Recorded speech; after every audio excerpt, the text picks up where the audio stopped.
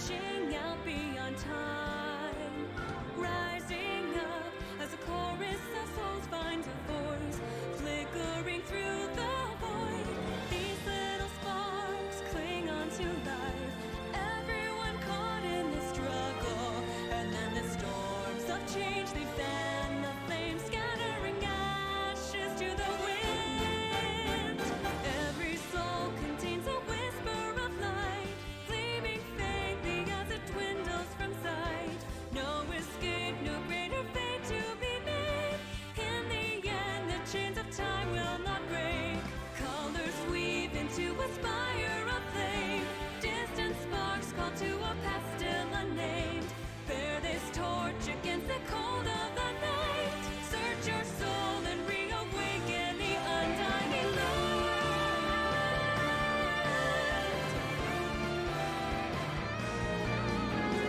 Colors weave into a spire of flame. Distant sparks call to a path still unnamed. Bear this torch against the cold of the night. Light will guide you on your way to the ultimate fight.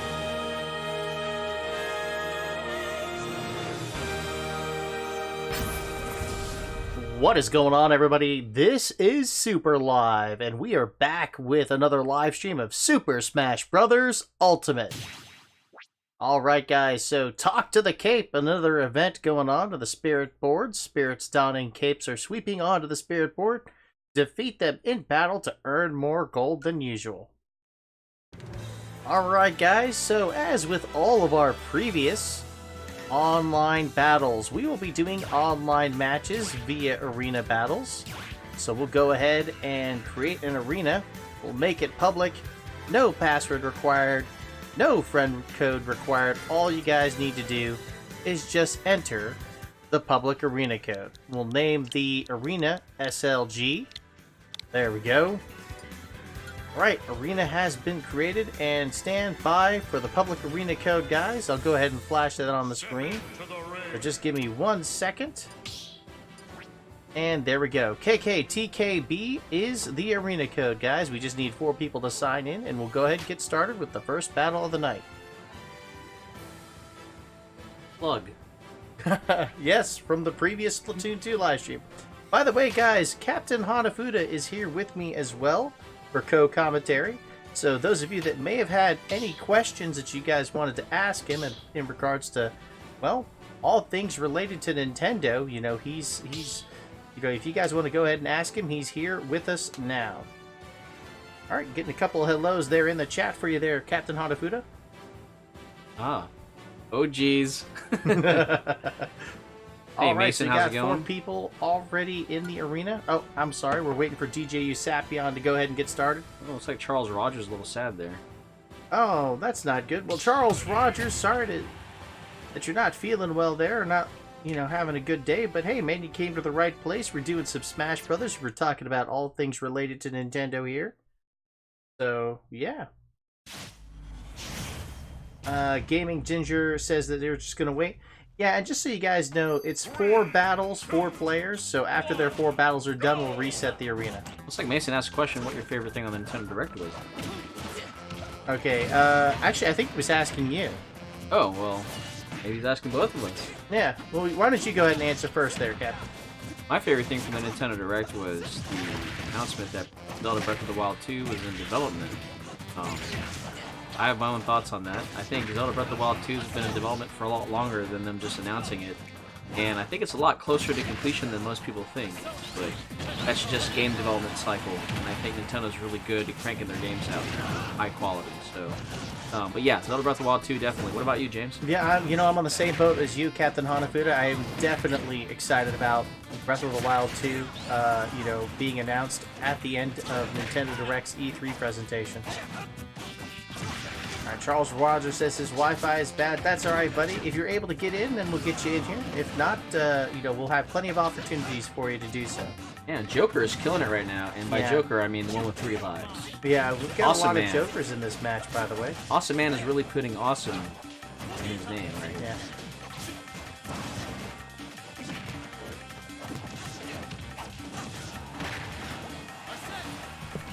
Alright, so let's go ahead and do our shout-outs. We've got Agent Uridia, Angel Gaming, Awesome Possum 101, Charles Rogers, Darkboy05, Dice Gaming, DJ Usapion 0606, Gaming Ginger, Gino the Random, Jadez02, Koopaling and Mario Fan, Logan McDonald, Mason, Good Mushy Pugpaw, and the Shawnator. Welcome to the live stream, guys. Also joining us are my moderators, Awesome Man 3DS and Octo George 1101. Welcome to the live stream, guys. Now, guys, if I missed you in the chat, please be sure to give me a quick hello in the chat, and I will shout you out. All right. So, what was another thing that you liked about that Nintendo Direct, Captain Hanafuda? Well, pretty much a traditional RPG kind of guy. So, action-adventure RPG. We already talked about Dragon Quest in your previous Splatoon 2 live stream. Also Fire Emblem. But if I had to pick anything that was a little bit different than action-adventure or RPG, I would say Astral Chain. Astral Chain and Daemon X Machina. I like those kind of action games, like heavy action. I know I said action-adventure. When I think action-adventure, I think more kind of like, you know, Zelda exploration or RPG, but this is just like pure straight-up action. You know, mech fighting game, like or mech piloting, mech combat game like Daemon X Machina. For some reason, they haven't really focused too much on Daemon X Machina. Maybe not that many people are interested in it. That kind of worries me, because it's kind of overshadowed by a bunch of other releases, kind of sandwiched in there in September. You know, between a lot of heavy hitters. Yeah. And it's a new IP, and people always talk about how Nintendo doesn't come out with new IPs, and this is a Switch exclusive, so. Yeah. I'm looking forward to that. I'm going to buy that title. I know you got other titles that you're going to invest your time and money into. Yeah. While you're doing that with the more safe and I guess popular franchises, I'm going to be playing Daemon X Machina. I don't know if you're going to be diving into Astral Chain, but I'm going to do that. Yeah, I'm looking forward to the Smash DLC, announcements. You know, those coming, becoming available. Well, and I get that. I was talking about more just like games. You know what Yeah. I mean? I'm not talking about DLC. I'm talking about games. Oh, nice. Agent Uridia changed her name to SLG on her Switch. Awesome. Well, thank you for that, Agent Uridia. That deserves a heart. Thank you, Uridia. Welcome to the Slug Team.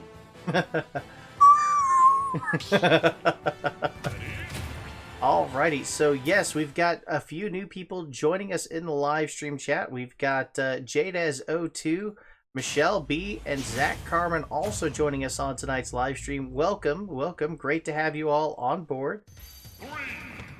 Uridia, when you said what, it's just like from our last stream. We just call it Slug because it says SLG minus the U, and what was our theme from Splatoon 2? It's like we were it was a hypothetical planning, right? Yeah, if like in the development stage they were saying, well, what if it was slugs instead of squids, you know? Yeah, slugs versus salters. Yes. That's exactly how Splatoon was in concept development. I know that for a fact. Yeah, absolutely. You were in the boardroom. Yep, I was in the boardroom just listening to them talk about, coming up with new ideas. How we're going to make this work. It had nothing to do with rabbits like everyone talks about. Yeah. Yeah, it had to do with slugs and salt, guaranteed. Mm-hmm. Yeah, and since you're Super Live Gaming and your acronym breaks down to SLG, it just, harkens back memories. Yeah, I just like to use the phrase SLG, or SLGs for my members, so. Yeah. Splatoon 3, Slugatoon. Slugatoon, yeah. Mason says, Baron, Bird, and Smash. You know what I'm talking about. Yes, sir. Indeed, indeed.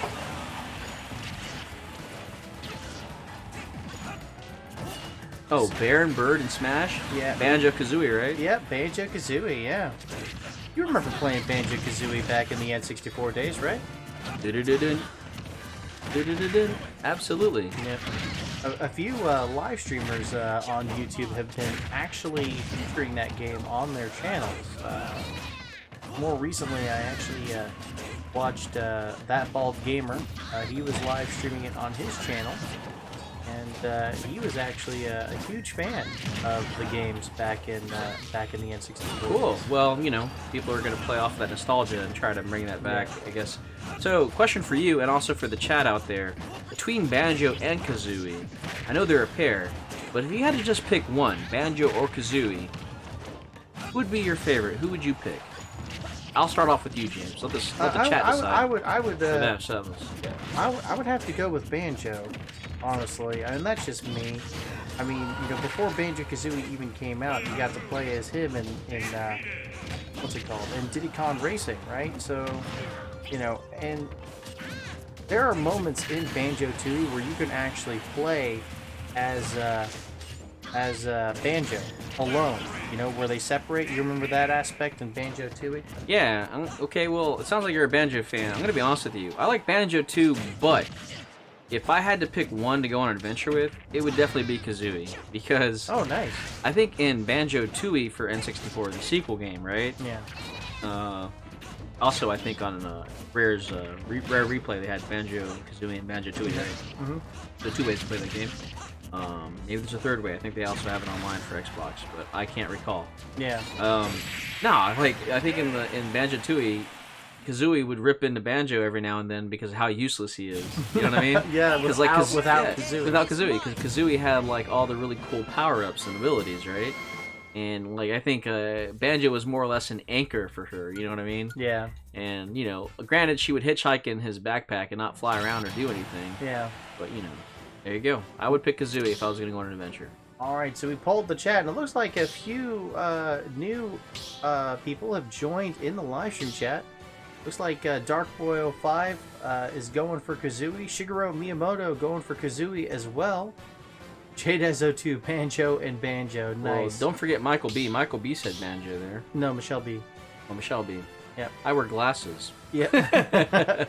Zach Carmen says there was 2 more courses in Banjo-Kazooie, James, called Mumbo's Mountain and Rusty Bucket Bay. Actually, Mumbo's Mountain was the first world or stage in the game, and Rusty Bucket Bay was closer to the end. Yeah. Yeah. I like the music in Rusty Bucket Bay. Dude, I like the music in all the different worlds, man. They Yeah, had such but- a great but- soundtrack in that game. But if I had to pick between Mumbo's Mountain and Rusty Bucket Bay, definitely Rusty Bucket Bay.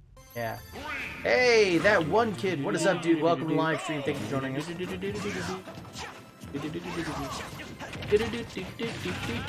I liked Yeah.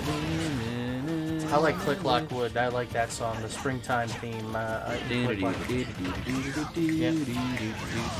Yeah. Man, it's so amazing. That's I haven't right. played that game in forever, and it's stuck in my brain. Yeah. I think it was Grant Kirkhope, right? Yep, Grant Grant Kirkhope was the composer. composer for Yeah. Banjo-Kazooie. In fact, a lot of Rareware games. Not only that, since you brought up Grant Kirkhope and you confirmed that, he also did Mario plus Rabbids Kingdom Battle.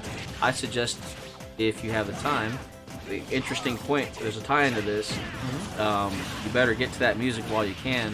Oh, indeed. Yeah, because I think Nintendo's cracking down on YouTube channels that play or do playlists on video game music.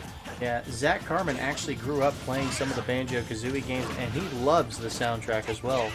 He knows that I am a huge fan of Easy Peak. Brings that up in the chat.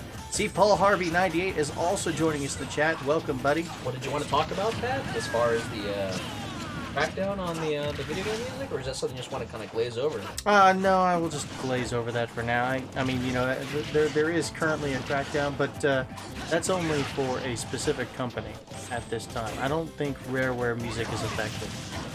Oh, okay. Well, that's interesting. Yeah. Yeah, you know what? Actually, you're right. Because Mario plus Rabbids Kingdom Battle is Yep. yeah, so maybe you can still watch it, but who knows? It's just something to be aware of. If you're on a live stream right now, it's good for people to know if they don't know. Yeah. Now you're in the know. Yeah. Alrighty, so let's see here. And just real quick.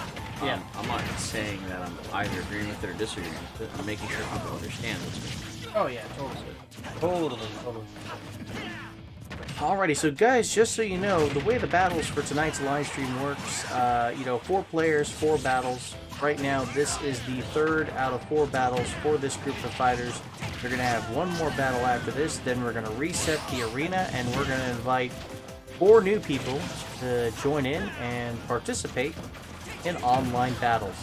Well, while we're waiting for people to decide whether or not they're going to join In online battles, is there anyone out there in the chats, or maybe for you to just consider, James? I want to know how many sword fighters there are in Smash. Not that I think there's anything wrong with sword fighters. I just think that there may be a lot more than we think, and we got more announcements of more characters coming in. Luminary, Banjo-Kazooie from the recent E3 Direct. So, if you're going to count them, and, you know, I challenge you or anyone out there in the chat to kind of figure it out and let us know what you think, what the number is.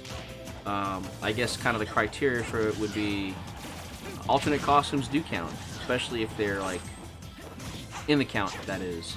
If they're clearly different characters represented. Does that make sense? Right. Like, so for the Luminary, you know how, like, they have the Dragon Quest XI Yes. character as, like, the primary skin? Mm-hmm. But then they also have, like, 3 other characters from Dragon Quest VIII, Dragon Quest IV, and Dragon Quest III. Right. I would also count them different because they're clearly different characters being represented. So I would consider that a sword fighter. Then you got your Fire Emblem characters, and then you got your Zelda character with Link, right? Would Ganondorf count as a sword fighter? No, he's a brawler, but he has a move where he uses a sword. So I guess the primary weapon would have to be a sword, and not where a sword actually like to be used as a move. How many do you think? I don't know how many, to be honest with you. I only briefly, caught a glimpse when I initially watched the Dragon Quest, or the Hero. It's like a venture a guess, or at least try to count it out. 21. 21? Really? Yep, 21 fighters are sword fighters in this one. Like I say, we have 2 of them right now. You got Marth and you have Meta Knight, right? That's 2, right? Link from Legend of Zelda. You have 2 Link. That's 4. Oh man, I really have to count this out. This is gonna be tough. Yeah. Yeah, and then you have the 4 from Dragon Quest franchise. Goodness. 48. And then there's more Fire Emblem characters. Robin, I would think, from Fire Emblem would also count, even though he has a tome. He or she, depending on which Robin you have. Yeah. Tome. They also have the Levin sword. Kind of part of that character. Oh man, my brain is starting to hurt now. So yeah, if you have a sword, it doesn't necessarily mean that you're a sword fighter in this game. You might actually have a main, like another you might fall into a different category or yeah, specification. you know what? I might have to clarify a little bit more. Maybe I could do like a worst case scenario and a least case scenario. Yeah. You know, Little Mac, he's obviously a sword fighter. Yeah, if Little Mac's a sword fighter, then he's an air fighter too. That's actually pretty funny. I like that. Good job, James. Proud of you. I try. So, yeah, this will be the last battle for this group of fighters here. And after that, we'll reset the lobby, and we'll invite 4 new players to join in and participate in online battles. We got the sword fighters ring. Well, after this battle's done, I could go back to the character select screen. And, actually, mind you, I have not unlocked all the fighters in Super Smash Bros. Ultimate. Still working on that. Dark Boy 05 heading to bed. Alright, man, you take care, have a great night, and thank you so much for dropping by and joining us on tonight's live stream. Be sure to drop me a like if you don't mind, I would appreciate it, buddy. Have a good night. And Michelle B says she wants to participate in the next battle. That's great, that's fine. Yeah, just so you know, we're going to make the arena code public that basically allows us to do these battles without the use of friend codes and passwords, you know what I mean? So, yeah, just be ready the moment we open up that new arena. Oh, Harvey98 says, hey James, I made a Sans, Papyrus, and Frisk memes. Nice, dude. Very cool, very cool. Can't wait to see you show them off here on tonight's online battles. Zach Carmen says, what do you think will be the name of Banjo's official stage? It will be, what was the name of that? It's not Spiral. I think it's going to be Spiral Mountain. And you know what? Grant Kirkhope, I'm sure he's got, I'm sure he's put together a bunch of awesome musical scores for that stage, to be played, as background music. Alright, Pitt is also joining us in the live stream chat. He says, hi Clark, I might join, but I'm in Kingdom Hearts 3 right now. No problem, dude. Hey, man. Whenever you can, dude. Yeah, we'll be doing this for the next hour and 40 minutes. So plenty of time, buddy, if you change your mind. Thank you, Paul Harvey 98. I appreciate it. And guys, yes, once again, if you guys are enjoying these live streams, yes, let us know that you're enjoying this type of content. Smash that like button. Let us know you enjoy it. Leave some comments in the comment section below. And guys, if you are new to my channel and if you haven't subscribed yet, consider subscribing. I live stream regularly here on YouTube. We do Smash Brothers, Mario Kart 8 Deluxe, Splatoon 2, soon Mario Maker 2, along with a bunch of other games that'll be coming out later this year. So yeah, hit the subscribe button and hit the notification bell next to it. That way you guys can be notified when the next live stream's posted. Pika the Musician, welcome to live stream. What's going on, buddy? Thank you for joining us. Yes, we're going to be closing out this arena here very soon. Down to Octo George and Dr. Gino now. Oh, never mind. Octo George winning out in this match. So we're going to go ahead and close this arena now. Alright guys, your opportunity to participate in tonight's online battles is now is almost here. We're going to close out this arena and we're going to do another one now. You know, I'm coming up in my mind about 20, not including the sword fighter. Yeah. As far as sword fighters, 20. Gosh, that's like Wow. almost half the roster. That is. You know, let's take a look at the character roster, as a matter of fact. I'll go ahead and pull it up here in the... You said you didn't unlock everybody, right? No, I did not. I'm so proud of you. What? Win by launching a called player. sarcasm. What the heck? How do I Looks win like in Smash? Yeah, I went to the wrong screen. My bad. Whoops. Okay.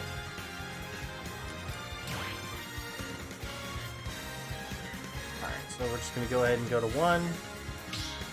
I'm just trying to hurry up and get to the character select screen. You think they would start with the character select screen rather than go to everything else, but, hey, you got... Zach Carmen saying, how the heck do you not have all the fighters? Did you Yeah. like watching other people play, right? Indeed. Yeah, I haven't unlocked Bayonetta yet. You have a strange fetish for watching other people play Smash. That's a strange fetish? Yeah, you're concerning me. No, absolutely not. I'm You're just the not good at- emperor. You're the emperor from Rome that watches the gladiatorial combat from afar. Ah, right. Like Is in it the thumbs movie up or thumbs Gladiator. down? I don't know. I don't know either. Historically accurate or historically inaccurate? I have no idea. I'm not even sure I've unlocked every single fighter, but we were gonna try and get a count of every sword fighter Oh my in gosh! the game. You know, if we do that, we're gonna hold up the next Smash round. So, Yeah. I mean, we'll Alright, do that some other not a time. problem. Yeah, we'll do it another time. Yeah. Alright. Has a Smash character ever gotten you invested in trying out the franchise they originally from? If so, Yes, which one? Fire Emblem, Fire definitely. Emblem, yeah, From Melee. indeed. Didn't know anything about it.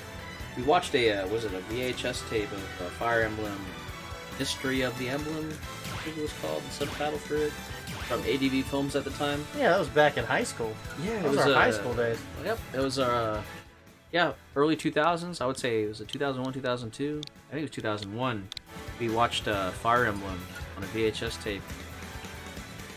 I think we got it from a place called Suncoast Comics back in the day. Oh, dude. Yeah. I remember that place. They don't Yeah. exist no more. No, they don't. But once we found out that was like Fire Emblem, Yeah. we watched that, Yep. and then we found out that Nintendo was obviously aware that people were interested in Roy and Marth.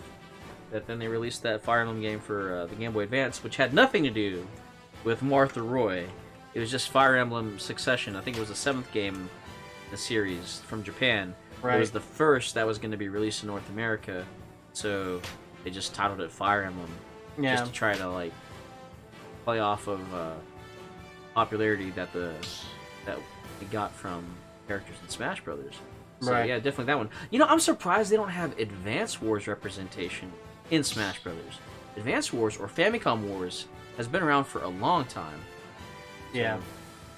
Alright, so we're waiting for one more person to join in the lobby. Actually, nope, the lobby is full. Alright, so we got Link 1987 SM, Starfire, Euridia, and the Llama God joining us in the online battles here. Alright, they're going to be getting started here. In the meantime, we're going to continue talking with all of you here in the live stream chat. So, Fire Emblem, Yeah. clearly the game, or... Awesome Man yeah. 3DS actually brought up a good point. Yes, Roy is in the 7th game. He happens to be the son of the main protagonist in that game. And the main protagonist is Eliwood, who happens to be Roy's father. So, the 6th game in the Fire Emblem series came out on the Game Boy Advance, but only came out in Japan. That's the game that introduced Roy. That never got localized for North America or international release. It's kind of funny because it turns out that we played and got to know more about Eliwood's father. I'm sorry, Roy's father, Eliwood, 7th game of the franchise. It's so convoluted, it's so weird how they, it's the timing of when they release these games and stuff. You know what I mean? I don't think it would hurt Nintendo if they actually officially translated their Game Boy Advance games and all their other games and brought them over for consumption, either for their online service or by other means. You know what I mean? Yeah. I think people would enjoy that. It'd be kind of like it'd be something that wouldn't take that much effort. They already have the games, just kind of translate it. Just takes time. They got the time, they got the money, guaranteed. Just bring it over, and it just gives Nintendo fans something else to chew on for a little bit. Especially if they're interested in the franchise and want to know the history. What's up with that? Make it happen, right? I know. Taco Meat asking a very good question. Speaking of Fire Emblem, you gonna stream Three Houses? I plan on it. That's what I'm hoping for. Here's my question. Where were you guys during the Splatoon 2 live stream? We were trying to talk about Three Houses, and I think everyone was so focused on other stuff. Yeah, it seemed like it was falling on deaf ears, right? Yeah, that's true. We could have used you guys. Yeah, Mint Andrew and Trevon Anderson also joining us in the live stream chat. Yeah, guys, we had a very interesting discussion in regards to Fire Emblem Three Houses and some theories as to how the game story is going to play out. I don't know if you're wanting to repeat that here during the Smash Brothers live stream there, Captain Hanafuda, but you can if you want. Yeah, well, when you say theories, it's really much just kind of like a reconfirmation of things that are already known from common sense when it comes to how Fire Emblem plays. Like, if you played previous Fire Emblem entries, especially on the Game Boy Advance and on the GameCube and the Wii, you know that you have characters that you attach yourself to that are part of the main story. And in some cases, like in the first Fire Emblem game in North America on the Game Boy Advance, you can play Eliwood's story, Roy's father, Eliwood, right? But if you never played a Fire Emblem game before, you could also choose to play, depending on if you completed the game or not, as Hector. Hector being an axe wielder, right? He's one of the 3 protagonists. And there's also a really awesome female protagonist by the name of Lynn, who's a fan favorite. If you play Fire Emblem Heroes on either iOS or Android, you know what I'm talking about. She's a very popular character, and she was introduced in Fire Emblem.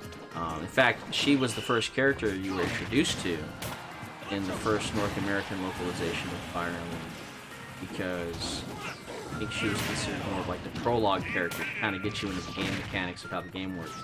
Anyways, so that's an interesting, or like a very a good way of comparing Three Houses to like past conventions, because those are 3 protagonists. And Fire Emblem Three Houses, yeah, I do agree, Octa George. Fire Emblem Three Houses will be a whole different game, way different from other Fire Emblem games. Yeah, I know. I don't disagree with you on that. I mean, there's going to be some conventions that they're going to keep similar because they can't alienate fans. I think they're going to have a lot of new mechanics in there to keep it fresh. I mean, the whole idea of the schoolhouse and being able to choose different houses lends to it a lot more creative departure from what is like traditionally done in the series. You know, I think the chapter-based structure of traditional Fire Emblem games, being constrained to either a particular world map and progressing in a chapter-based structure, that's kind of been like fleshed out a little bit more as the games progressed from the Game Boy Advance up to like the GameCube, the Wii, and then eventually the 3DS, right, with Awakening and Fates.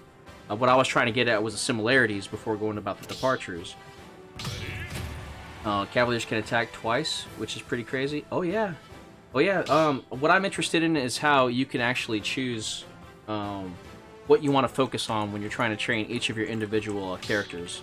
Like, I guess you want to consider them, you can call them students, right? Depending on which house you align yourself with. You can choose different attributes that you want to level up at that can get them more proficient in certain areas. And that does lend to it a lot more creative freedom with how you're going to build your army, so to speak. And I want to see how deep and detailed that's going to get. like a lot of the things. That's why I was so surprised when we were doing the Splatoon 2 live stream.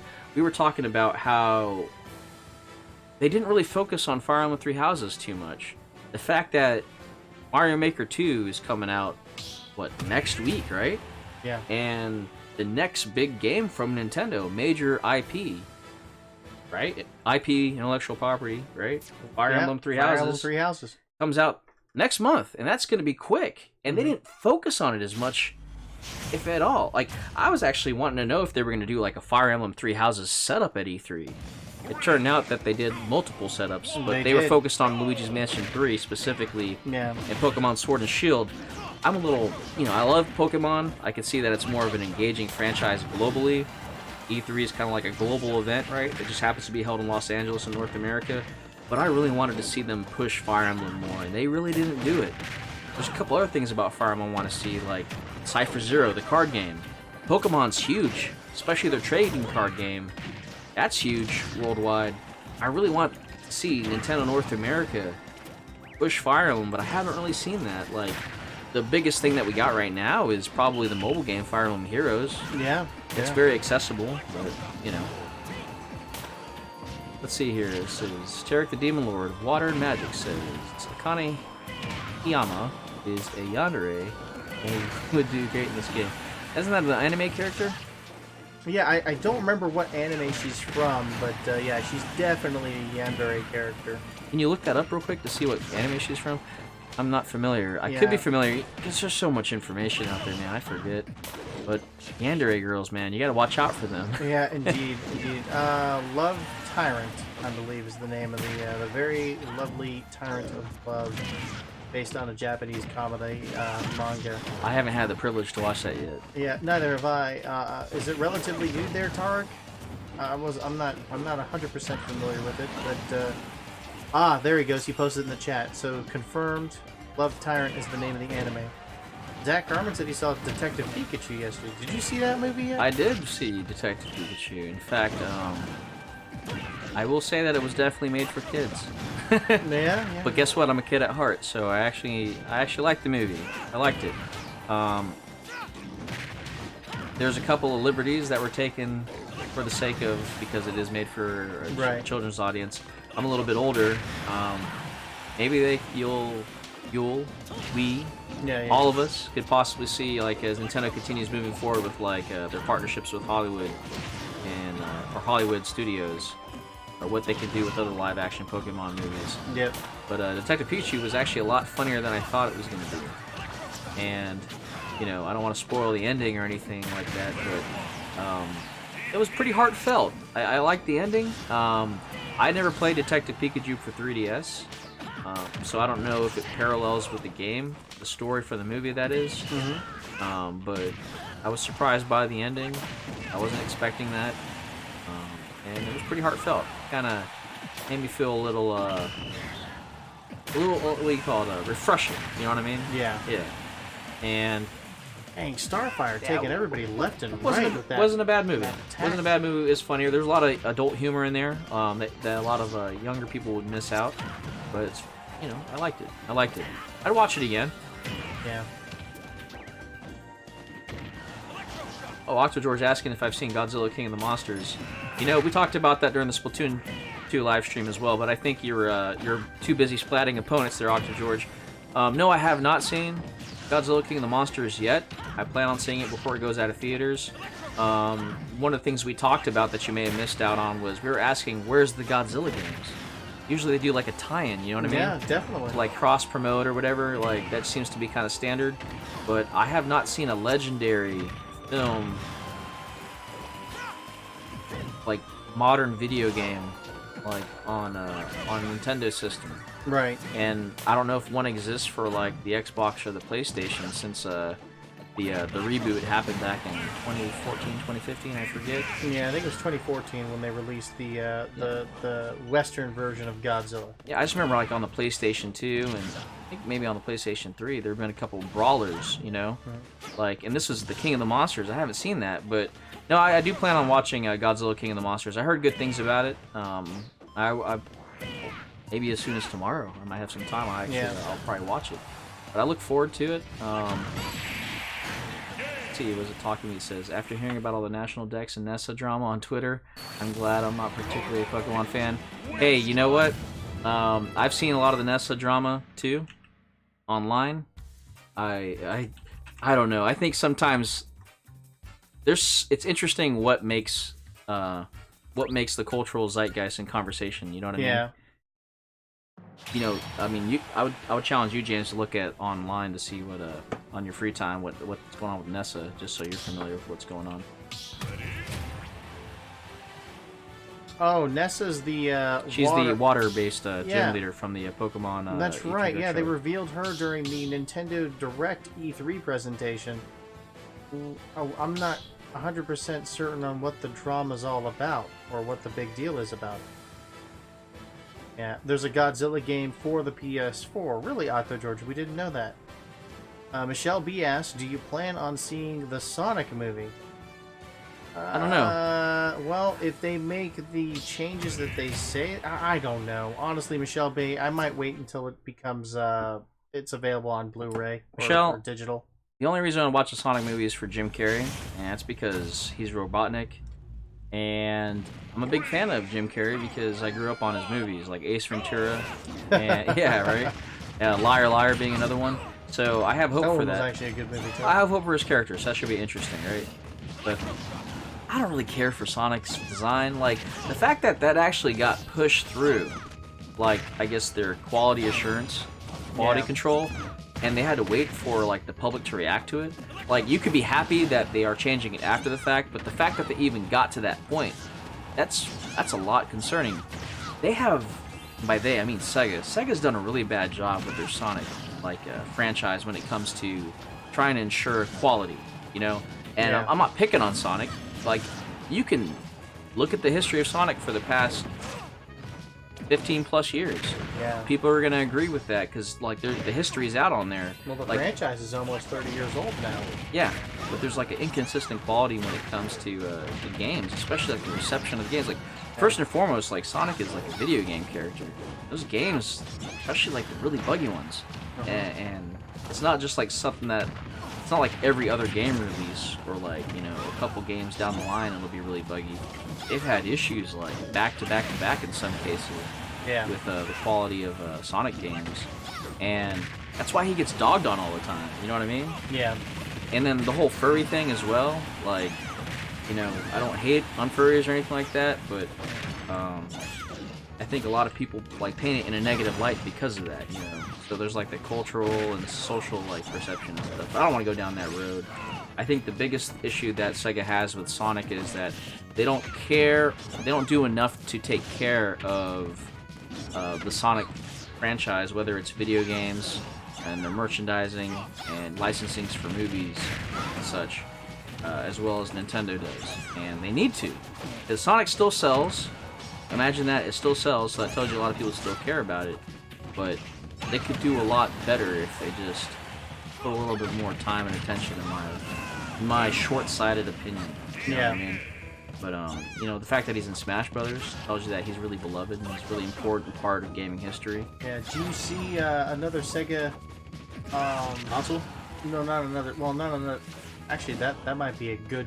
Yeah, it's called the too. Sega Genesis Mini. Right. Yeah, that's true. They are coming out with the Sega Genesis. But my question was going to be: do you think they're going to have another representative from Sega in the Smash roster as a DLC fighter? That's a good question. I think Bayonetta is Platinum, but it's traditionally Sega because Sega's always, I think, partnered to help publish those games. Right. Yeah. Well. So I consider Bayonetta to be a Sega character. That could probably be. I'm probably stretching it a little bit for that. I can't really think of another Sega character though that like is as iconic as like Sega. And Bayonetta is more of like, even if Bayonetta is or is not, but let's say for the sake of this argument it is, for what we're talking about, that is, she's relatively recent and more fresh, and the game's really good. You know what I mean? So there's that. I gotta think about that. I mean, Shining Force, but that's another like sword or magic based characters, you know what I mean? Shining Force is an awesome series. That's very Fire Emblem-esque. I love the Shining Force series. There's a high quality in that series, definitely. And Well, what about Robotnik? Do you think Robotnik might have a chance? Oh, you know, of course, an antagonist. I say Dr. Eggman, but you know, I said Robotnik earlier when I was talking about Jim Carrey, wasn't I? Well, somebody, Didn't I? and this, they kind of raised a very good point about this. They said it would be very, very easy to have Robotnik in Smash Brothers, and they had suggested that it's like, yeah, you'd have Robotnik in his, you know, his like egg-shaped, you know, spaceship or whatever they call it, and you know, they would just use the Bowser Jr. moveset. I'm like, It kind of works, I guess. that kind of works, actually. They might actually do that, but If that's the case, I'd want to get Dr. Wily in there too, because he flies around in a little ship too, from Mega Man. yeah, that's true. Yeah. So yeah, I can see. I'm actually surprised that hasn't been a big push for that. Oh, having Dr. Wily. To having Dr. Wily. No. We're gonna focus on Robotnik? Robotnik. Because Yeah. that's what was brought up. I would say I'm surprised I haven't heard a lot of people actually push for Robotnik, but that would be cool because, you know, there's so many protagonists and I think the antagonists are few and far between. Yeah. Remember that Splatoon Splatfest? Or like, was it Heroes versus Villains? Oh yes, Yeah, I remember that. but There it's were like- more hero representation than villain representation, but yet heroes lost. Yeah, but yeah, there you go. I mean, they could always use more villains, so yeah, I would love to see Dr. Eggman or, you know, Robotnik. I'd also like to see Dr. Wily too, because we're talking about that right now. But that would be great if they did. I'd welcome it because that would actually be really refreshing. Yeah. All right, But Agent no. Uridia taking another win there. Awesome job. Yeah, but Shining Force, that's what I think about too when I think about good Sega Oh. franchises. Altered Beast. No, not really. Not really, because it's not really a multi-entry franchise. You know what I mean? Oh, right. Yeah, that's true. I don't think. What about There's people that like it. I understand the nostalgia for it, but Phantasy Star? Didn't have. oh, you know what? Phantasy Star is a great one. It's like their Xenoblade for Sega. You know what I mean? They're supposed to be coming out with Phantasy Star Online for multiple platforms here in the future. So that, well, I don't know. Would it be a specific protagonist? What do you mean for Phantasy Star? Yeah. There's you know, I'm a big fan. I get a Chow in there. Fight as a Chow. The Chow, like the Chow Gardens. You know what I mean? Those little cute little creatures. Yeah. You know, before they introduced the Luminary from Dragon Quest, I was really thinking they were going to introduce a slime as the Oh, character yeah, I that remember you represents Dragon mentioning that, Quest. yeah. Because there's too many heroes and stuff, but they made the hero work. But imagine, Well, it would have been That- a gimmick like with Piranha Plant. yeah, I think, and it would be way out of left field to well, Yeah. because the slime is the iconic character for the Dragon Quest series, like across the board, right? Right. It's like the one standard thing that's like consistent throughout the series is that enemy. But yeah, that would have been cool. I would say Chow. Chow would be Yeah. cool. I think Robotnik has a chance. I mean, it's far fetched, but I can see that being like the final DLC reveal. If not, well, I mean, there's only 2 slots left. I mean, if you had to bring in one character to be the final reveal, and you know, Nintendo's already said they want to bring in, you know, other IPs to fill in the roster. They're not going to throw another Nintendo character as a DLC fighter. You know, I'm gonna be. I will not be surprised if Sakurai does like another Smash Direct, and they do reveal the final 2 characters. Let's fast forward to like a potential future where they reveal the last character, Yeah. and before the end of the Direct, like we have one final surprise. Like you thought that we'd only have 5 DLC characters. Well, you know what? We care about this game so much, and we really like the fans that we're letting you know that we're going to be supporting Smash Brothers for another 5 years. And over the next course of 5 years, we're going to introduce one character each year. You know what I mean? As a DLC. Yeah. I don't know why they would not do it. You know what I mean? Yeah. I mean, it's going to be a long time before we see another Super Smash Brothers game ever. I mean, you know, the Nintendo Switch is doing really, really, really well, and there's no reason for them to come out with a new Smash Brothers.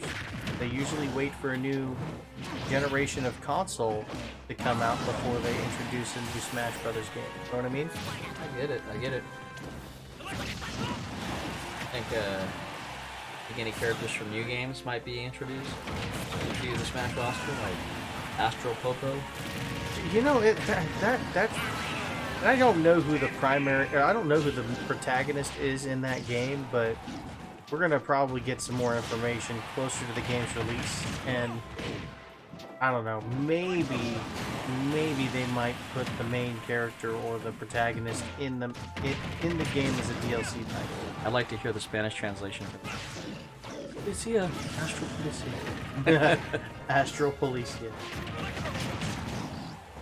You know, when you said Astro Popo, for some reason, Mr. Popo came up in my mind from Dragon Ball Z. I don't even know why. Oh, you mean Dragon Ball Z Abridged?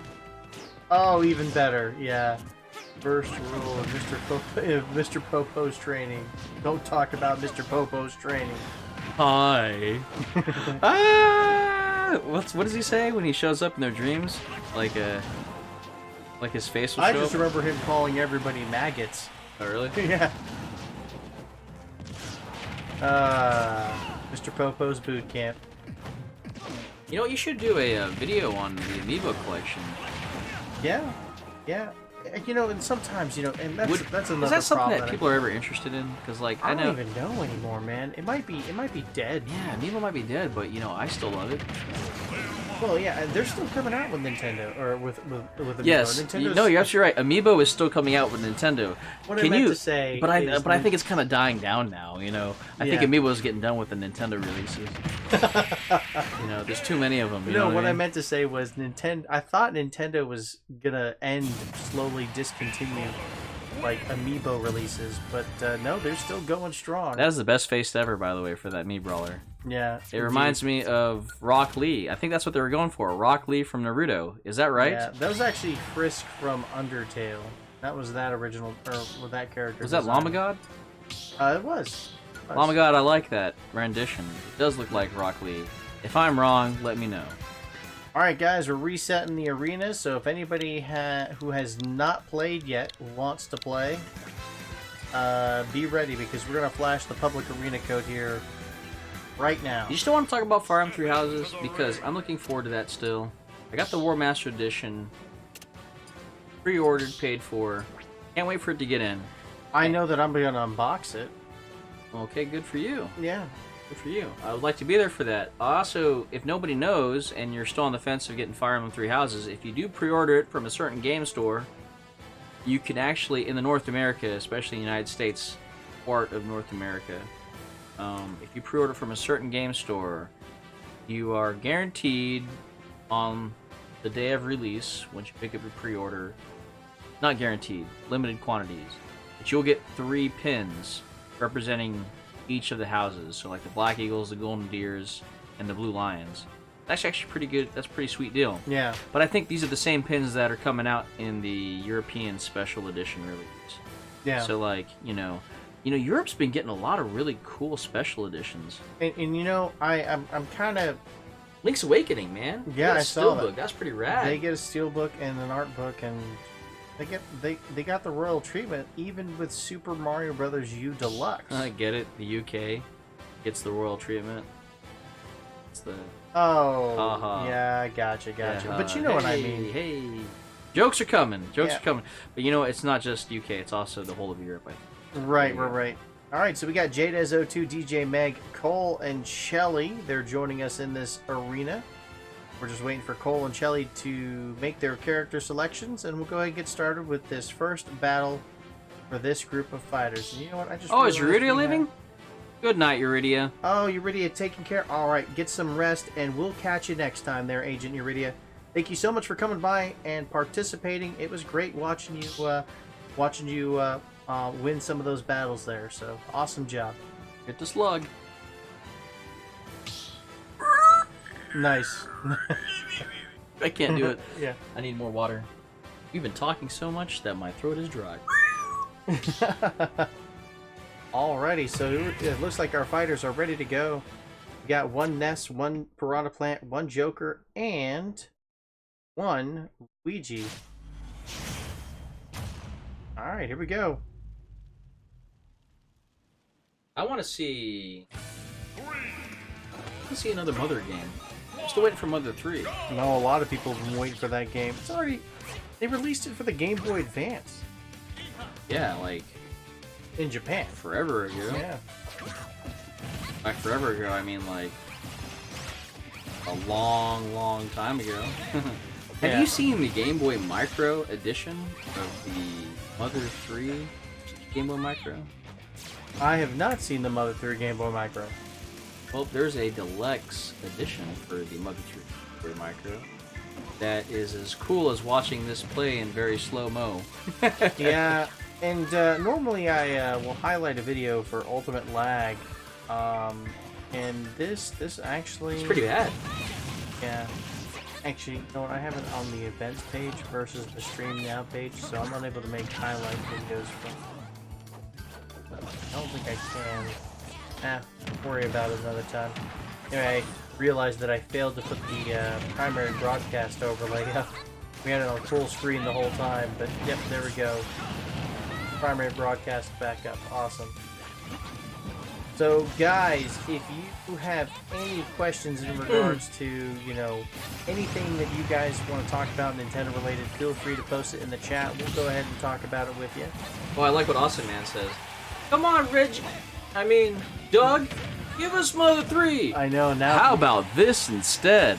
Yeah. And he actually gives you Mother 3 instead of like taking a fire flower power up and burning you. But I'm with you there, Awesome Man 3DS. And I like It's a Me. Smash Ultimate 2. The lag strikes back. Oh, Subspace King. Hey, Subspace King, what's up, dude? Welcome. How do you guys feel about Dragon Quest Hero and Banjo-Kazooie coming to Smash? Well, Subspace King, that's a very good question. I'm really excited.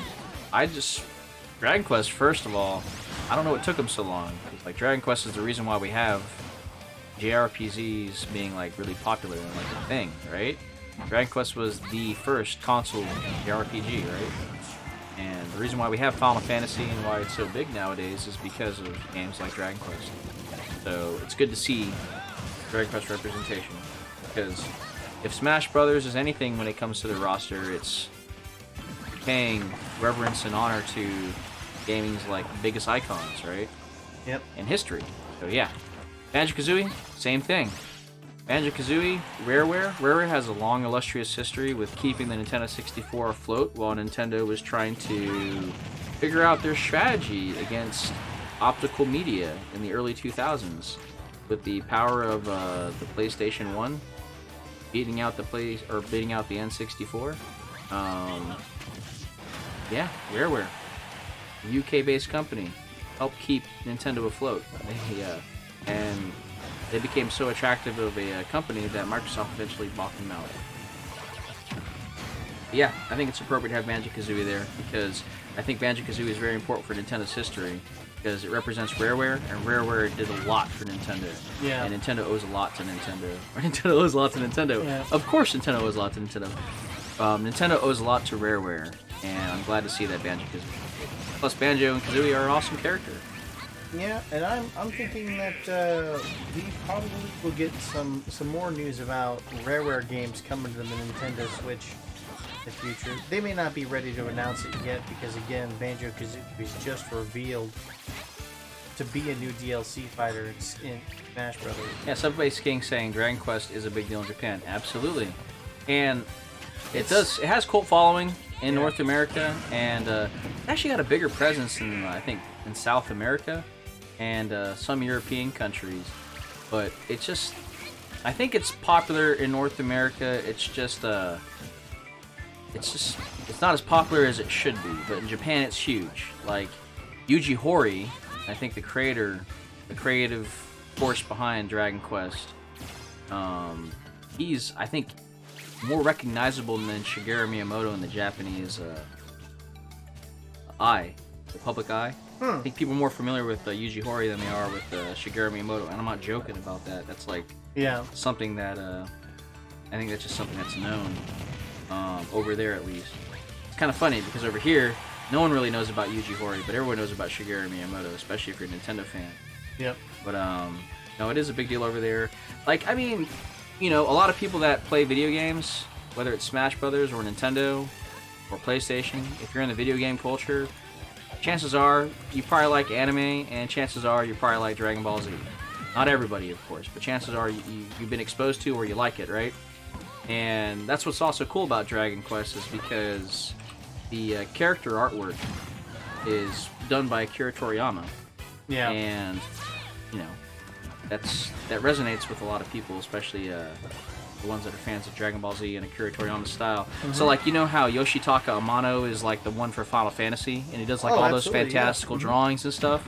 Well, Dragon Quest equivalent is obviously Akira Toriyama, and Akira Toriyama is obviously huge, so there you go. But yeah, it's big in Japan. Absolutely. Yep. Dragon Quest, yeah. It rivals Final Fantasy as far as popularity. Do you think that it's actually more popular than Final Fantasy, or about the same? Well, it depends on who you're talking to, and also depends on well, it's not just one or two things. I mean, there's multiple things to consider. I think that it's culturally more recognizable and more important to the Japanese than Final Fantasy ever will be, and that's actually a very important distinction, because things that are culturally and socially more relevant, even though they might not make as much money, they tend to stand the test of time a lot longer. If that makes sense. Right. And Dragon Quest has been around longer than Final Fantasy. So yeah, I think it's more important. It's kind of like Nintendo. There was a long time in the late 90s and into the 2000s where Nintendo wasn't financially as successful as Sony. Like, and people were predicting their doom and gloom, right? Yeah. But look at it now. They stood the test of time. They've been around for close to 130 years, if not more. And yeah, they may not have always been popular and cool, but they're more culturally relevant because there's something about the company that people like. We talked about this in your Splatoon 2 pod, our live stream. Nintendo understands why it does video games, where I think other video game companies that make consoles don't really have that same kind of identity, which in my opinion makes it less authentic, so there's not that much care put into it. But so that's the parallel, I would say. Dragon Quest lasts a lot longer, and it will continue to always last a lot longer because there's just more of that. It's more imbued with Japanese culture than that. I mean, Right. Yeah, so I don't want to. I get a little long-winded on there. I don't know if you have anything to say on that. You're fine. Alright guys, so yes, the arena is full at this time. We're doing our usual 4 players, 4 battles in each arena, and then once they're done with their 4 battles, we reset the lobby, and then we invite 4 new people in to do online battles. So guys, just be patient. This group of fighters, I believe this is their 3rd match. They're doing their 3rd match right now, and then they've got 1 more match after this, and then we'll reset the lobby. Like Sonic Pikachu says, I've legit been waiting for Mario Maker 2 for a few days after he pre-ordered it, but it feels like it's been waiting for years. We know the feeling. Yeah, indeed. We know the feeling. Yeah. Damn. Sonic Pikachu, that's an interesting. So I think you're a Sonic fan and you're a Pokemon fan. That's what it looks like. Yeah, that's what I assumed too. Awesome Man 3D says, back before the Super Mario Maker 2 Direct, I keep checking the eShop for its pre-orders. Nice.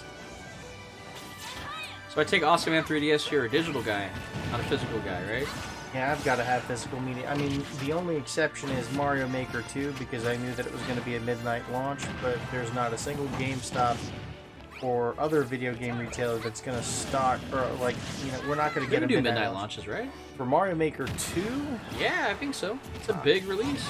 It's a big release, but I don't know. I just don't see GameStop doing midnight releases anymore because of their stock plummeting. Like Subspace King says, I forgot to bring this up in your Splatoon 2 stream.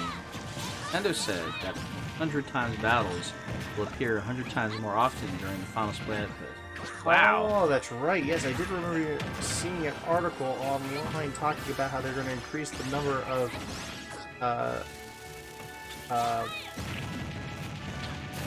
battles that you participate in. And I like how you had to like pause for a second there. You're like, yeah, my bad. Floating Rabbit, hello and welcome to the live stream. What is going on? Well, Awesome Man actually answered that question. He said, I'm not a digital guy, but I wanted it for digital for release. We gotcha. Same as you. And you said Floating Rabbit. He didn't just say hi. He said, "Hoi!" Ah, yes, from Undertale, Temmie. I think of Errol from Wind Waker. Oh, right. Yes. Hoi! Yes, yep. God, that's annoying. But she does it so Cute well. like. Yeah, exactly. That's what I meant to say. Floating Rabbit says, "Oh, look how cute the Game Boy Micro is. Two guys, the most uncomfortable handheld in existence."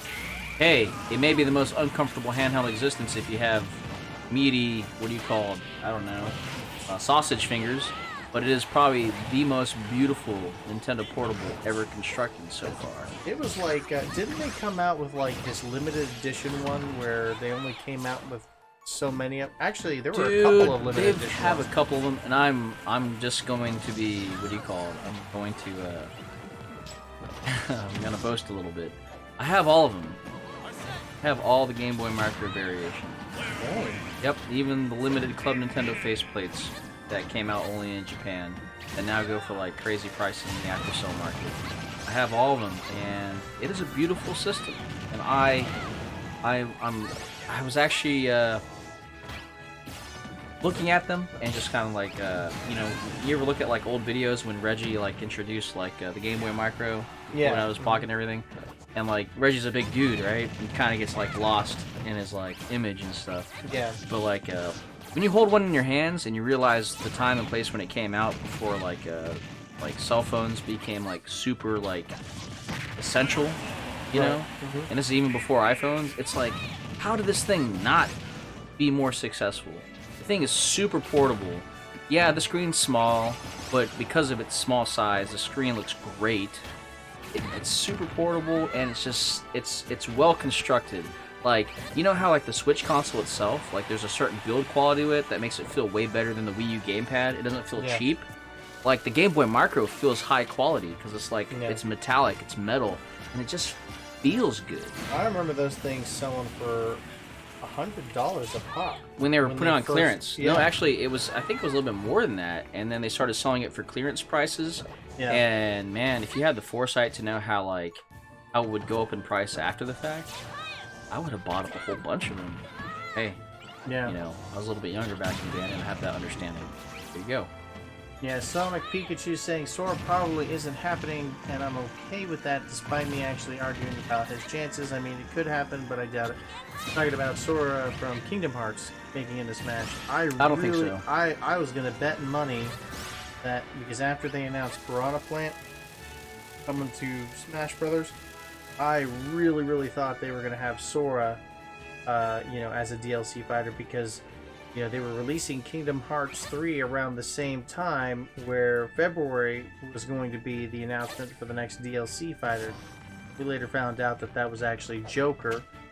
And then, of course, Kingdom Hearts 3 was released, so was, Persona 5, and I guess Joker won out as selection for the DLC fighter. I'm actually interested to see that in your comments. A lot of people are talking about physical versus digital. Is there something you want to talk about with that, or what? Oh yeah, and me personally, I don't normally download digital versions of games. I'm usually one who will actually go to the store, buy a physical copy of the game, because I like having possession of a game. Something tangible to say that I have something in the... Oh gosh, the lag strikes back. Yes, Subspace King, it looks that way. And we had a communication error. That means somebody disconnected. I'm a physical guy. Yeah, gotta have the what's it called? An actual copy of the game. You know what I want to put out there for the chat and for you, James? Yeah. Considering you can give me your thoughts on this. Anybody can give me their thoughts on this. Yeah. I'd pay a little bit more for physical if it also came with a digital backup. You know what I'm talking about? You bought the physical game, which means that you also have access to the digital game as well. You can choose, you know what I'm talking about? So say Mario Maker 2, right, is $60, right, Yeah. for physical, then just sell the digital only one for $40. You know what I mean? Yeah. I don't know if anyone agrees with that or not. That's just me. That's how I'd want to have it. Like, if you pay a little bit extra for physical, because when you really think about the cost of manufacturing and everything like that, $20 more, you're still going to make a killing. You know what I mean? Yeah. Because they have large distribution and they have the whole like the mass manufacturing thing. They're not going to lose any money because they already have a process in place. They already have a distribution network. Yeah. So, anyways, now that'd be really cool. Imagine if you bought like a physical copy of something, like a Switch game.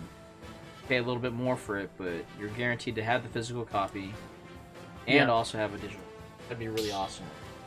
Yeah, I really don't understand why they would go through the trouble of creating a cloud backup system, and they don't even allow cloud backups for most of their more popular games. Well, look at it from a company perspective. Maybe they're limited on resources. Maybe like you can like take anything that a company says.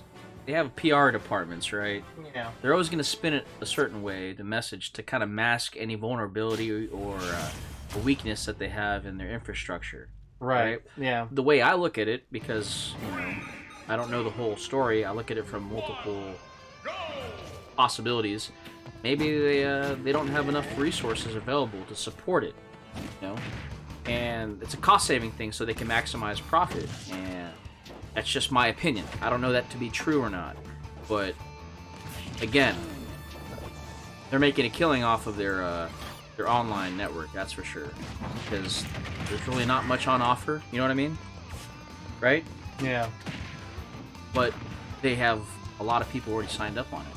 Yep. And I guarantee you, not many people are using that NES Online, or not NES Online, but the Nintendo Entertainment System application, right? Yeah. Mm-hmm. Yeah. So, That is so confusing too, because it's like, what do we call it? Oh, let's just call it Nintendo Entertainment System Online or whatever. And I'm just, does the app have a name? And it just says Nintendo Entertainment System. can we just get a couple games that never been released? I don't care if it's NES, Super Famicom, Yeah. N64, GameCube, Game Boy Advance. You don't have to do it sequentially. You don't have to go like, oh, we got NES online application because you have online membership. 2 years from now, we'll have the Super Famicom or Super Nintendo. I don't want them to do that. That kind of novelty's already worn out. You know what I mean? Yeah, well, plus they've got the mini consoles out on the market too. Yeah, and they're postponing. I think they postponed the N64 Mini because they wanted to focus on their online. You know what I mean? Right, that makes And sense. right now, that online thing isn't really doing good because all they have is the NES. So, what I want is just come out with a range of games from across their generations of platforms. We don't need to do this whole slow rollout thing from the NES to the Super Nintendo to the N64 to the GameCube, etc., etc., Yeah. etc. Like, if they could just come out with like a couple of games that never came out in North America. Like, we talked about Fire Emblem earlier. Imagine if they did an official translation for all the Fire Emblem games. From the family computer, to the Super Famicom, to the Game Boy Advance, and they just released them, like, over the next 3 years. Yeah. Or, like, within a year. I don't know. But, like, that would be really cool. You know what I mean? Because the only way you can play it is through ROMs online. You have to download the translation patches, that kind of thing. But, since they don't have to waste money... Waste is probably not a good way of putting it. Yeah. They don't have to put money into making a physical or an eShop release. They could just have that part of their online subscription. Like, I mean, they'll be still making money off of it anyways. Right. Yep. So, like, people can actually play those original games that never made it to the States or to the world, North America or wherever, just in Japan. That would be a really cool incentive for an online service. You know what I mean? I don't know if you'd agree with me. Yeah. Sounds like you do agree. The Nintendo, to answer your question, Sonic Pikachu, I believe Nintendo stole the highlight of the they basically won E3 with that Breath of the Wild sequel teaser trailer, in my opinion. And then, of course, you've got the reveals of the 2 DLC fighters, the hero, aka the Luminary, in Dragon Quest XI. And then, of course, at the end of the live stream, or just before the end of the live stream, before the Breath of the Wild sequel presentation, they introduced Banjo-Kazooie as the new playable fighter in Smash Brothers. So yeah, a lot of exciting news out of that, but those three highlights are my top 3. Okay.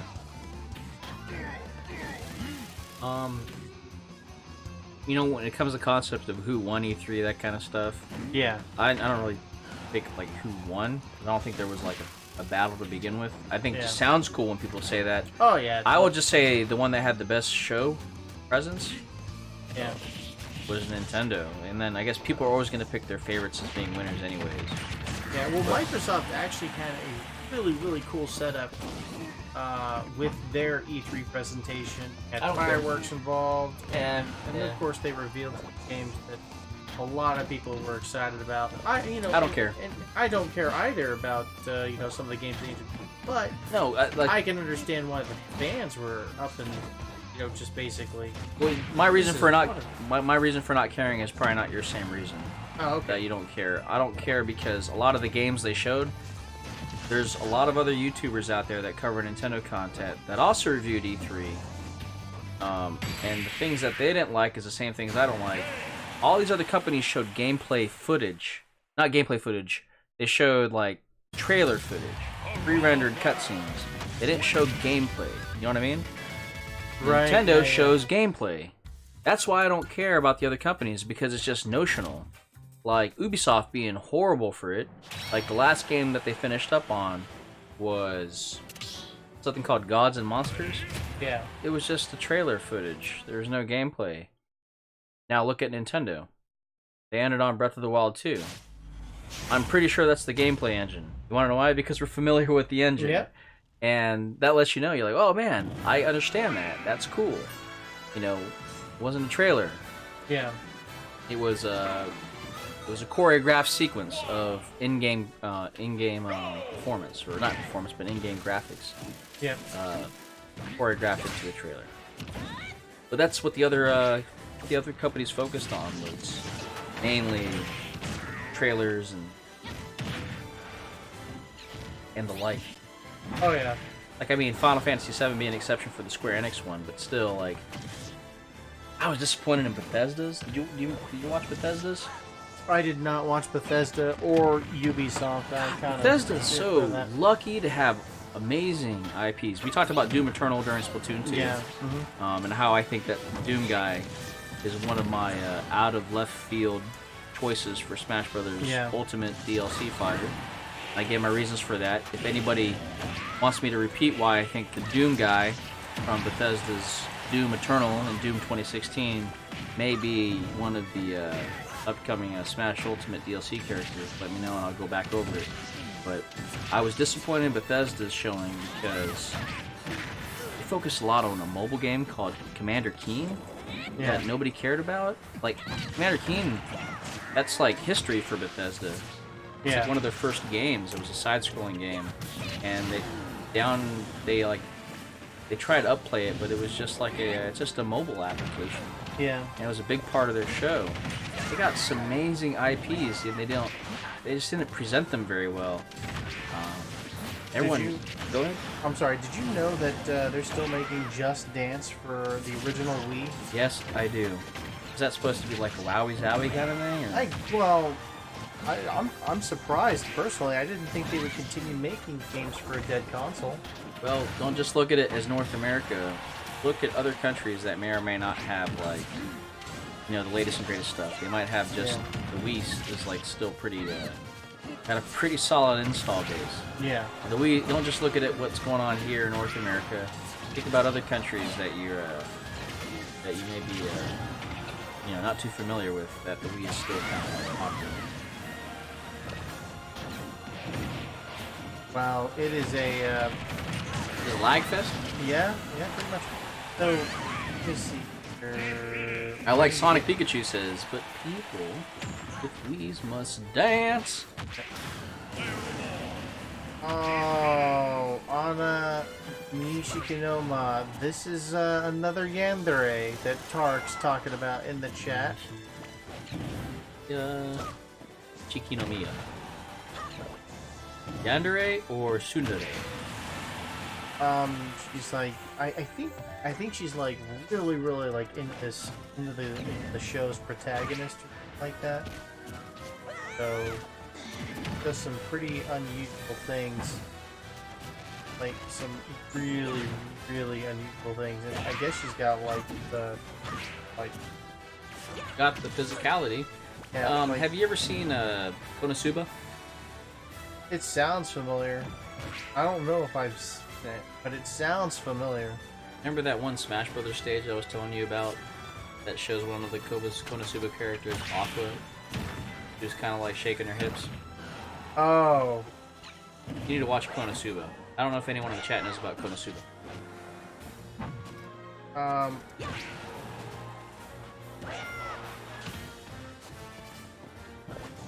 Yeah, I haven't the slightest idea. I'm trying to remember. I'll have to probably look it up later, and then I'll figure it out. And then like, oh yeah, I recognize that. It takes me a minute. The Tark being a huge fan of oh gosh, I don't even know what the name of the anime is. Gotta find it. I don't know. If this character is a yandere, It's a Yandere. is it an anime or is it a manga? Or is it something that's a little bit more than that, which we shouldn't be talking about? Yeah, probably. On a live stream? Yeah, probably not. Alright, so we're going to move on from that discussion. Awesome Man 3DS got Uno for the Switch there. Kinomiya, says Alright. Tark, the Demon Lord of Water and Magic. Alright, so DJ Meg, it's me, Cole, and Shelly. Awesome Man got Uno on his Switch. I'm proud of you. Octo George, we keeping count on how many matches these guys have had so far? I am totally lost. Guys, you gotta wait until 4 people are in the arena before you can start a match, so don't start the match yet. Yeah, let's not do any more of that. You guys have to follow the rules. The rules indicate that you have to have 4 people in the arena ring before you can start a match. Alright, so everybody's changing their characters. Okay. Guess we'll wait for everybody to sign in. I think it was 3. Okay, so this will be their last match. Got it, Octo George. Thank you for helping out. So yeah, let me think about games coming out. Oh, we've been talking about games coming out, Smash DLC, you know, who we think is going to be in, Smash Brothers as DLC fighters, but, Doom Guy. yeah, Doom Guy being one of them. As far as, things that they've omitted from previous Smash Brothers games, I think you've mentioned Home Run Contest, Break the Targets, and something else that you'd like to see make Race to the finish. Break the targets. Race to the finish. They did do Home that. run Yeah, contest. I mean, in classic mode, there is a stage where you race to, I guess, to safety. Nothing beats But- Melee's adventure mode. Yeah. Oh gosh, yeah. But in classic mode for this game, they tailor it to each character that you play as. So at least there's that. I just like listing out the aim of those side events. Is the announcer? Yeah.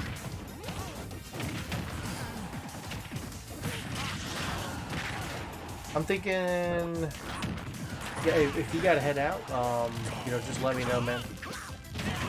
Yeah, because it's already coming up to 1:20 here I'm local good. time. I'm Yeah. good. What is Jada's go-to the Apple for? Okay. Not sure. Yeah, maybe Jadez can give us a little explanation as that. Hey, what's the context with with you saying Apple in the live stream there, Jadez? Yeah, let us know. It's code for the phone you're using.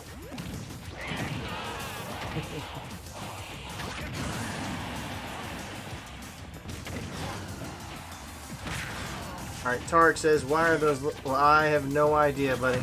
I have no idea. Yeah, we don't want any 1v1 matches, guys. You got to keep it.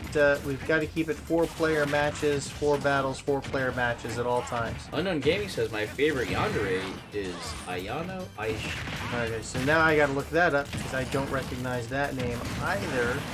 Oh, it's from Yandere Simulator. Okay, all right, now I remember. You ever seen Markiplier's yandere? Oh my Simulator? god, I love watching that stuff. That stuff's hilarious. Senpai! Notice me! Yeah, have you seen the what's it called? The animated versions of it? No, I have not yet. Oh, they're great, dude. I'll have to shoot you the link of those videos. Very, very funny, very awesome, very good. All right, so Awesome Man 3DS says there's a Fortnite Monopoly ad where Mr. Monopoly just does the dance emotes. Not joking about that. Really? So I guess there's a Monopoly event in Fortnite? I did not know that. Yeah, I had no idea. Oh, Jada says Apple. It's just Apple. I like apples. Oh, okay. Alright, no problem, dude. The apples is a fruit? Or apples, yeah. Adam's apples? Apples as an iPhone? Yeah. Apples is an iMac. iPod. iPhone. I'm thinking he's talking about the fruit. That's... Alright, so DJ Meg's leading this match with 2 stock, and it looks like they're getting lag spikes. That's not good.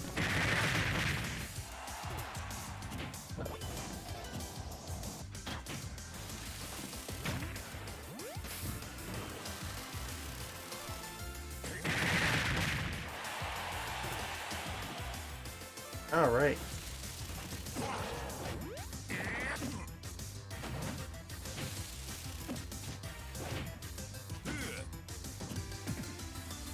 Yeah, it's me facing an uphill battle here. DJ Meg at 154% damage, and ooh, that's the game. DJ Meg winning the match. Using a spike ball there. Interesting strategy.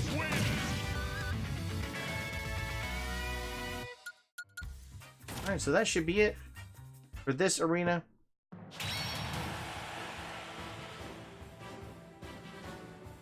Alright, so I'm going to go ahead and close out the arena now. It's Me says, worth it! Nice job. Nice job, It's Me.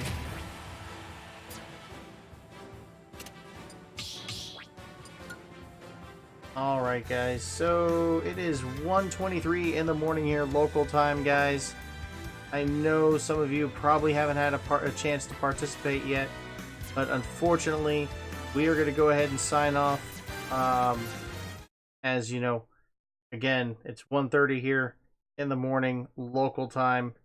We're going to go find a raid target, guys, so stand by. Let's see who is live streaming right now, and we'll go raid their channel.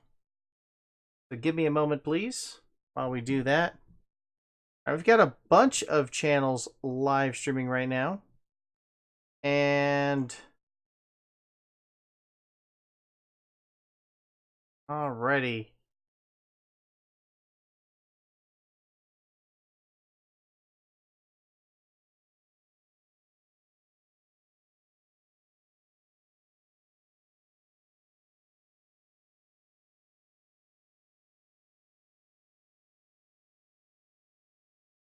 Alright, guys, we were talking about Banjo-Kazooie earlier.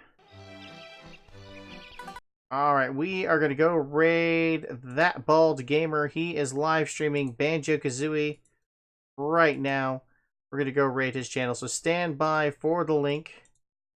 You can use hashtag ClarkRaid in the chat. The name of the channel is That Bald Gamer. Again, he's live streaming Banjo-Kazooie. Here's the link. Use hashtag ClarkRaid in the chat. Let him know where you guys are coming from. I would very much appreciate it. Captain Hanafuda, you have any final words before we sign off?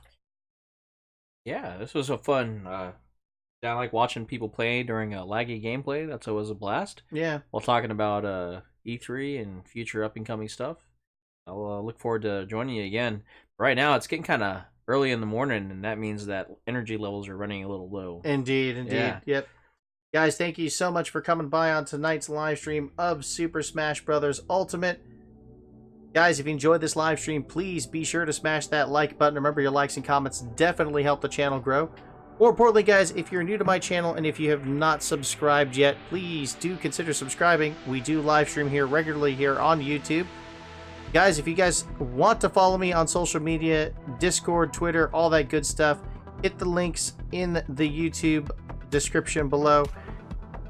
We're going to go raid That Bald Gamer. He's live streaming Banjo-Kazooie. Use hashtag ClarkRaid in the chat. Guys, have a great night, and we'll catch you all at the next live stream. Take care, everybody.